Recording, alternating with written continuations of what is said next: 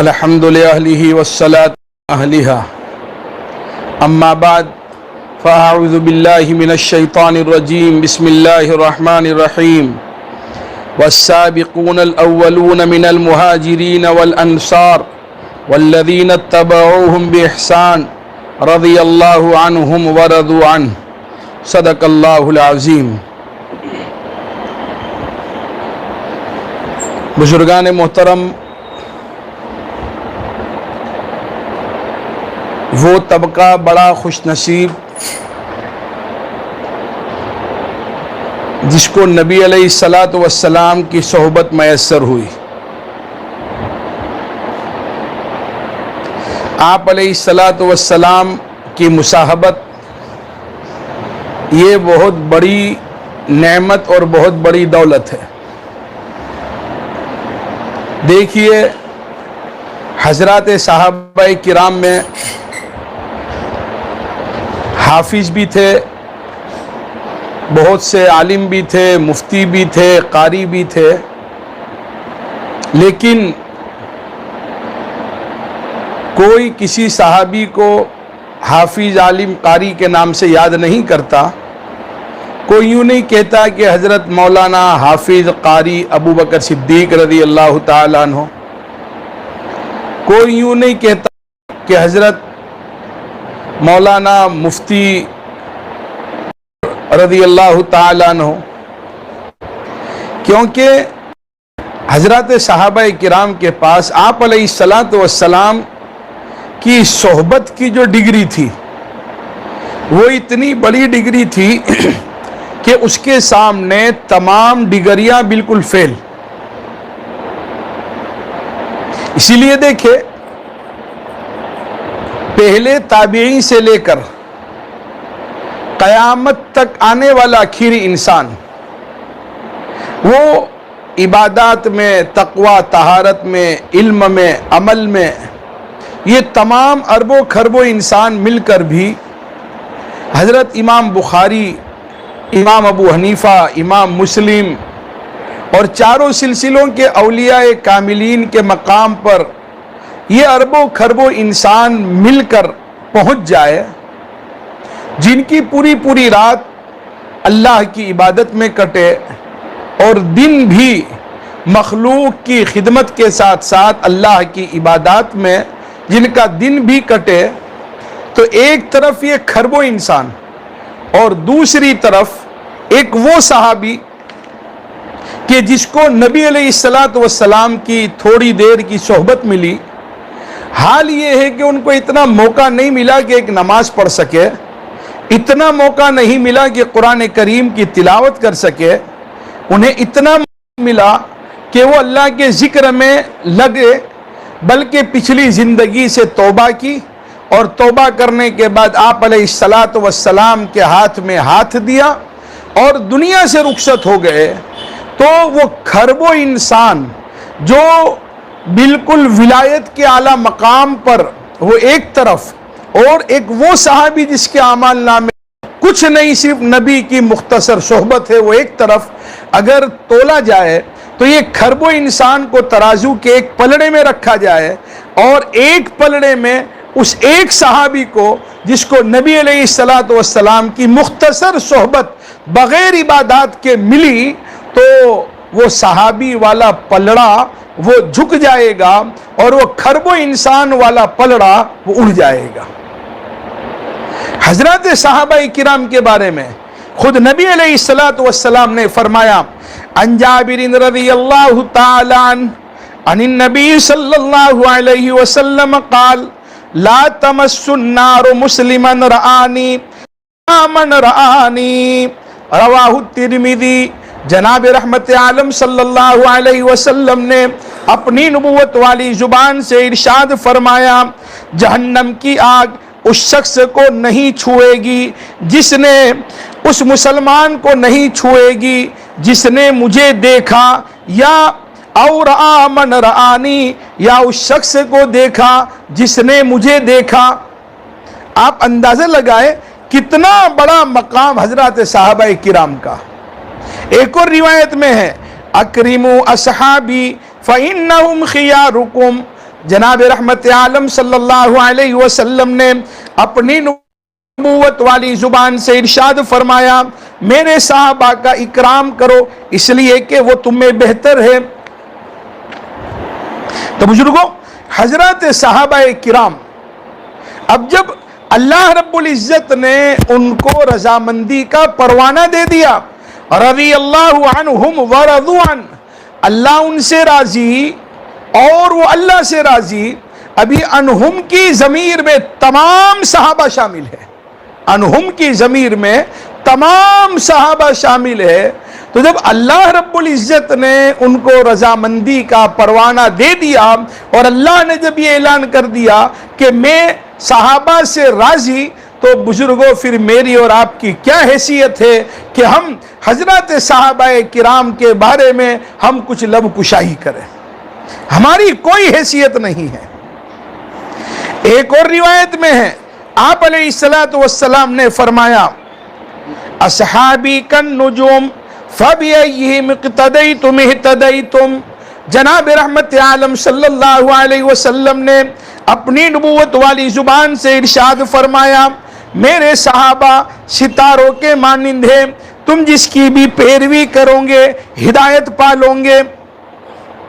ایک اور روایت میں ہے، آپ علیہ السلام نے فرمایا میرے صحابہ کو برا نہ کہو، تم میں سے کوئی شخص اگر احد پہاڑ کے برابر سونا اللہ کے راستے میں خرچ کرے تو بھی اس کا ثواب صحابہ کے ایک مد بلکہ آدھے مد کے برابر بھی نہیں ہو سکتا۔ مطلب یہ ہے کہ حضرات صحابہ کرام کا چھوٹے سے چھوٹا نیک عمل بھی ہمارے بڑے سے بڑے اعمال صالحہ پر بھاری ہے، کیونکہ جو خلوص ایک صحابی رسول کے دل میں پیوست تھا، جو اجر و ثواب کے استحقاق میں سب سے زیادہ مؤثر ہے۔ بہرکیف بزرگوں، حضرات صحابہ کرام کے بڑے فضائل اور خصائص ہے۔ صحابہ کرام کے فضائل تو ہم نے سنے، اب ان کے خصائص اور خصوصیت بھی سن لیں۔ مجموعی طور پر حضرات صحابہ کرام میں 3 خصوصیات پائی جاتی تھی جن کا اظہار فقیہ الامت حضرت عبداللہ ابن مسعود رضی اللہ تعالیٰ عنہ نے اپنے تابعین اور رفقائے مخلصین کے سامنے کیا اور امت کو ان خصائص کا اتباع کرنے کی ترغیب دی۔ عبداللہ ابن مسعود رضی اللہ تعالیٰ عنہ فرماتے ہیں اولئک اصحاب محمد صلی اللہ علیہ وسلم کانوا افضل هذه الامة ابرها قلوبا واعمقها علما واقلها تکلفا۔ عبداللہ ابن مسعود رضی اللہ تعالیٰ عنہ نے فرمایا حضور پاک صلی اللہ علیہ وسلم کے صحابہ اس امت کا بہترین اور افضل ترین طبقہ ہے جن میں بے شمار خصائص تھے۔ اب ان میں سے پہلی خصوصیت ابرہا قلوباً، وہ نیک دل تھے۔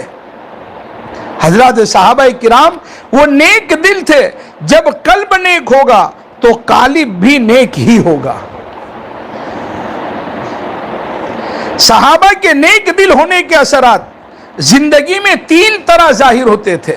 نمبر 1 اخلاص، نمبر 2 اطاعت، اور نمبر 3 بغض و عناد سے اجتناب۔ اور اس کی شہادت قرآن کریم میں اللہ رب العزت نے ان الفاظ میں دی ہے محمد الرسول اللہ والذین معه اشداء علی الکفار رحماء بینہم۔ دوسری خصوصیت حضرات صحابہ کرام کی یہ تھی وَأَعْمَقَهَا عِلْمًا، ان کا علم گہرا تھا۔ بزرگوں، جب ان کا علم گہرا تھا تو علم کی گہرائی کی بنیاد پر اثر یہ تھا کہ وہ بدعات سے دور تھے۔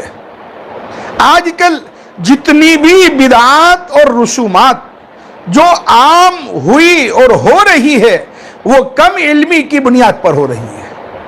اب حضرات صحابہ کرام جب ان کا علم گہرا تھا تو پھر اس کا اثر بھی یہ ظاہر ہوا کہ وہ بدعات سے دور تھے، کیونکہ بدعت کا سبب جہالت ہے یا شرارت، اور صحابہ میں نہ جہالت تھی نہ شرارت تھی۔ اور تیسری خصوصیت حضرات صحابہ کرام کی یہ تھی وَأَقَلَّهَا تَكَلُّفًا، ان میں تکلف بہت کم تھا، کیونکہ تکلف میں تکلیف ہوتی ہے۔ ہر صحابی کی وہ شان تھی جس کو قرآن نے اس طرح بیان کیا وَمَا أَنَا مِنَ الْمُتَكَلِّفِينَ۔ تو بزرگوں، اب یہ حضرات صحابہ کرام کی جو خصوصیات تھی، وہ خصوصیات ہمیں اپنی زندگیوں میں اتارنے کی ضرورت ہے۔ آپ دیکھیں، آپ علیہ السلام نے ایک موقع پر فرمایا عن عبداللہ ابن بریدہ رضی اللہ تعالی عنہ عن ابیہ قال قال رسول اللہ صلی اللہ علیہ وسلم ما من احد من اصحابی يموت بأرض الا بعث قائدا ونورا لهم یوم القیامہ۔ آپ علیہ السلام نے اپنی نبوت والی زبان سے ارشاد فرمایا، میرا جو بھی صحابی جس زمین میں وفات پائے گا، قیامت کے دن اس زمین والوں کے لیے قائد، پیشوا اور نور بنا کر اٹھایا جائے گا۔